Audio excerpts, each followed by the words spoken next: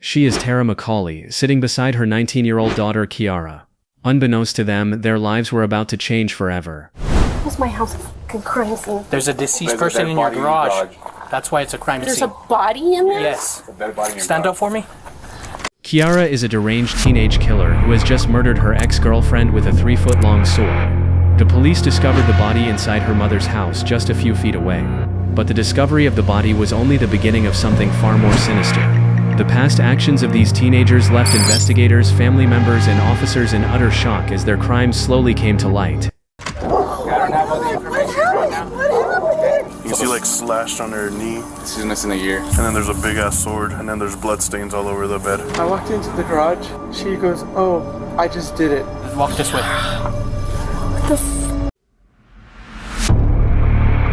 The day began with an emergency 911 call from a distressed mother claiming that her 22-year-old son Isaac had just witnessed his girlfriend Kiara decapitate a woman inside her own house. The call was unclear on whether the suspect was still on the scene, planning to harm more innocent lives, or had already fled. Within minutes of the call, 5 officers arrived, only to discover something far worse.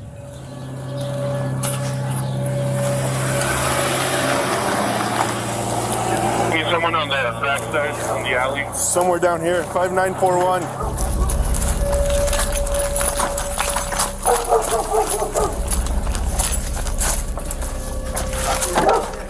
Huh? Who? Kick it in. Let's put on the door. Kick the door. I got you covered. Police department, let me see your hands! Back up! Back up! What's going on? Who called? What? So someone was getting killed in here. We're being told that the girlfriend's in the garage. That's where she Where's the garage? apparently filmed the other 41. Officers quickly learned that the body was inside the home's garage, directly behind them. Some of the officers prepared to clear the primary house, while the others got ready to enter the garage. With no detailed information about what awaited them, they had to proceed with extreme caution. Police department! Think it goes around, maybe? Think it goes around.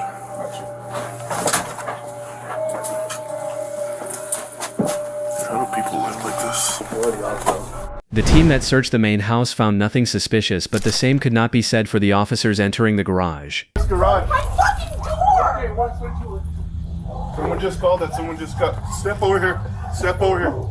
Someone just got stabbed. Inside that garage. Is that here? No!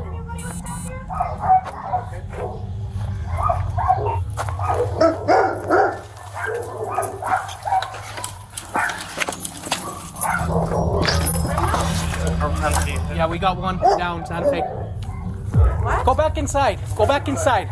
I'm not gonna tell you again. Go back inside. Detain him, detain him. What are you talking about? Santa Fe police, anyone inside? Watch out. Yeah, I can't. Got one down. They can't clear. Where is he? He's right here by the door. Is there somebody in there? That back door. The garage. Can you open the garage from that side? No, it's broken. It's been broken for 10 years. Inside they found 21-year-old Grace Jennings lying dead, her body covered in stab wounds.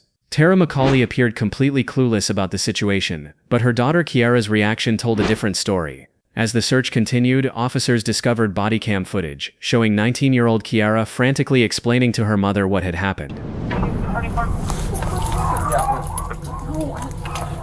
We have Isaac on the phone. Want to know if you guys need him? I guess he's the boyfriend. I invited her last night without him telling me. Where's he I at? got really pissed off, of course.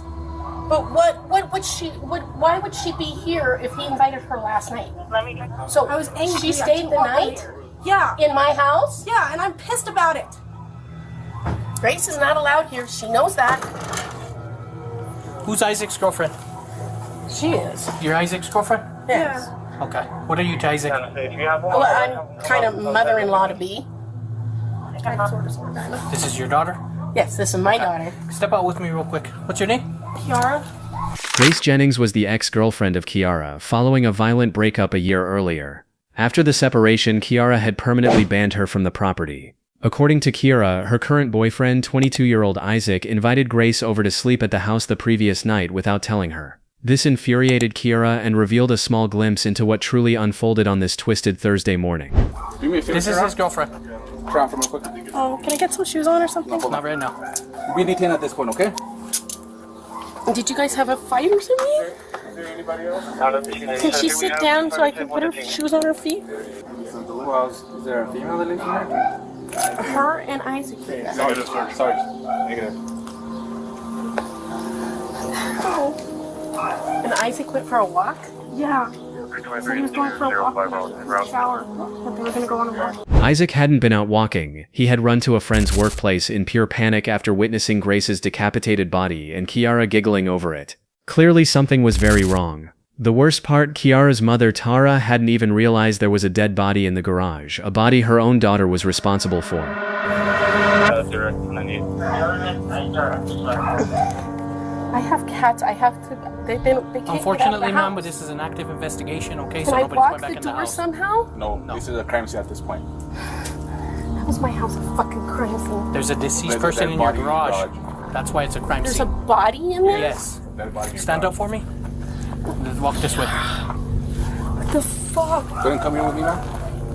As the officers cleared the home and detained Kiara, it seemed the chaos had finally settled. Or so they thought, because just a few minutes later, Grace's mother arrived at the scene, completely unaware of what had happened to her daughter. Hello, I'm Sergeant Rodriguez. So we still have an active investigation here. I don't have a lot of the details. Is she okay? Who, Grace! Is she breathing? Living? Is she okay? I'm not sure of that. I don't have all the information right now. What happened? We're trying to gather all the information, ma'am. So, like the Sarge said, if you could go back with us to the police department, and then we can give you a little bit more information from there. Who's Gray? Do you have an idea of Gray, or do you have a photo of Gray or anything? Grace. Of Grace? Grace, I'm sorry. Across town, another team of officers was searching for Kiara's boyfriend as he was the only eyewitness to the scene. During the 911 call, Isaac's mother had told dispatch where he was, in a tech store close to Kiara's house. Using this information, officers were able to quickly track him down. Alright, stay right here. Let me look around real quick. For the moment, officers assumed Isaac was simply an innocent bystander to Kiara's brutality. However, that assumption was about to change soon. Yeah, there he is. He's coming out. Is that Isaac? Did you call us, bro? Here, come over here. You're good. Come here. You don't have any knives, any weapons on you? No. No? Just put it down for now. Just put it down. You're not in trouble, bro. Gotta make sure you don't have any weapons, okay? Here, put your hands up right here. For now, bro, just because it looks like your girlfriend or whoever's in there is really injured. So for now, we're gonna put you under detention, okay, until we can figure this out. You're not under arrest. And who's in the garage? Who lives with you in the garage? Your girlfriend? Kiara, my colleague. Okay. So can you tell me, how did this call transpire? How did you call us? I walked into the garage, and when I walked into the garage, she goes, "Oh, I just did it." And I'm like, And who was this? Kiara, my colleague. She told you that? Very calmly and everything, blood on her hands, and Okay. Officers had no reason to suspect Isaac of the murder. He remained cordial and provided them with a chilling account of Kiara's behavior. However, his demeanor began to take a drastic turn once he was placed in the back of a police vehicle. Isaac Apodaca. Isaac Apodaca. Do you need to get checked out by meds, man? No? Okay. You want the air or anything? Are you hot, cold? Got this. We'll roll down the window and we'll give you a minute, alright? No. I was already planning on leaving today too. I have all my stuff packed up, and I wanted to go to my mom and dad's because I'm not in a good mental state. To a normal person, Isaac's agitation might have seemed like shock from what he had just witnessed. But that was not the case. He was far more involved in the incident than he was letting on, and he knew it was only a matter of time before investigators started catching up to him. The police ended the conversation with Isaac, and both he and Kiara were transported to the local police station, with both suspects successfully detained. Investigators would now question them individually. As the investigation unfolded, the accounts of the two suspects diverged dramatically. Kiara's in particular took a dark turn, delivering answers with a chilling truthfulness. What followed was not simply an interrogation, but one of the most disturbing conversations one could ever imagine. Have you ever thought about hurting her or killing her? I've had a couple dreams like that. And how would you kill her? Depending on the dream. So there's several dreams. Yes. But before the investigation officially began, the detective in charge needed to gather information from the primary officers on the scene. The detective assigned to this case was Javier Vigil of the local police department. An experienced investigator, Vigil had, as of 2025, been promoted to SWAT commander for SFPD. His objective was clear: to gather as much information as possible. He was primarily focused on identifying the primary suspect and determining any other potential motives. Every bit of information would be critical in shaping the narrative he would use during the investigation, and ultimately in securing a confession. What he didn't yet realize was that his investigation would reveal far more than anyone could have imagined. You got here first? I got here first, but we all kind of walked in at the same time. I come here, and from here, you have a straight shot. So I see her, blonde girl, black t-shirt, run inside. So I call contact, I approach the door, open it. No one's answering, so we break the door down, and she's like, oh shit. The suspect's boyfriend is the one that called him. No, it's a 41 that called it in. A third party, 1041 called in. The guy's mom. And mom's like, I have no idea what happened.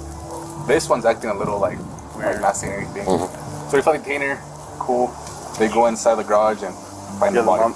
You see like slashed on her knee. She's missing a ear. Okay. And then there's a big ass sword right as you walk into the right on the dresser, and then there's blood stains all over the bed. Okay. Did we knock at the next door neighbors, see if anyone heard anything? Let's cross that off the list, so that's done. See if we get anyone that heard anything, and then we can take everyone back. We'll knock out our interviews, get our paper, come do our search, and then we can let go of the scene. Detective Vigil and his team went on to gather further information from neighbors. Alongside the primary officer's accounts, this gave him a solid report to build upon. Kiara, Isaac, and the victim Grace had all dated each other at different times. Grace and Kiara had a toxic relationship that quickly turned into hostility after their breakup. Isaac had also briefly dated Grace, but their relationship ended abruptly after just a few days. He was 20 and she was only 16 at the time. During the ride to the station, Isaac told officers that he had invited Grace to Kiara's place because she had nowhere else to stay that night. Lastly, Vigil was informed that just a day earlier, Isaac had been charged with domestic battery against Kiara, though the specifics were unclear. These suspicious details kept Vigil on high alert as he prepared to begin the interrogation. Back at the station, Vigil began his day with Isaac. This was no accident. By investigating him first, the detective hoped to build a foundation of incriminating details, ammunition for the real confirmation still to come. Reason to believe you to be a suspect right now or anything like that. We're gonna take the handcuffs off. Is that okay with you? Yes. Okay. Well, just because everything is kind of new and developing, and like I said, we don't really know fully what's going on. I do want to advise you of your constitutional rights before we talk at all. The detective wasted no time assuring Isaac that he was not a suspect, but this was a calculated lie. Isaac had already been charged with domestic battery against Kiara, a violent pattern that Vigil was fully aware of, combined with other earlier details. He had every reason to be considered a potential suspect. Still, the team had a clear strategy: avoid confrontation, keep Isaac at ease, and allow him to talk comfortably. So the only thing I ask is for truthfulness. I'm going to be upfront with you. I'm going to be truthful with you. I just ask that you do the same to me in return, okay? Just tell me the truth and tell me everything that happened, all right? Okay. Because it's Lonnie McCauley's house, does she live there or does she live somewhere else? She lives there. Okay. In the main house. And when you say the main house, what do you mean by that? The main house, there's a garage in the backyard that's separated from the main house. It would be... If I gave you a paper and a pen to draw it out for me, kind of show me where Jaguar Drive is, show me where the house is. The house sat in a quiet neighborhood on Jaguar Drive. Kiara and Isaac had been living in a makeshift room in the house's outdoor garage, while Kiara's mother lived in the main house. After mapping out the layout of where everything had occurred, the conversation shifted to the murder itself. This was when Isaac described the chilling moment he found Grace's lifeless body in the garage. How long have you been living in the garage? A year and a half. Okay, let's bring ourselves to today. And I want you to kind of tell me, in your own memory, what happened from that time all the way to getting here to this interview. So from the time it began would be yesterday. We were all hanging out. Nighttime came around. We started falling asleep. Kali did not fall asleep. I was talking to Grace, who was in the garage as well. I said, we have to go. She's telling us we need to leave. And I left the main house to go use the restroom for the last time. And then I walked her back into the garage. She walks up to me and goes, I did it. With a smile on her face, and I looked at the ground and I was like, so I called my mom immediately to let her know that something happened. My mom proceeded to call 911. Really scared because I've witnessed, sorry, it's okay. I've witnessed my friend getting shot. So, separately from this? Yes, it was a while back. I was sitting in the back seat. Guy walked up, blew his brains out. They landed on me. I had to testify in court, and anything like this gets me super traumatized, and it's a traumatic event. I can imagine. So when I went back in the garage, when I saw her in the ground, on the ground, I couldn't say anything because I was like, this is another one of my friends gone. I keep losing friends left and right. I'm scared. That was the story for today. Stay tuned for the next part, in which there are many more deep and dark events surrounding Kiara, Isaac, and the investigation. Thank you for watching.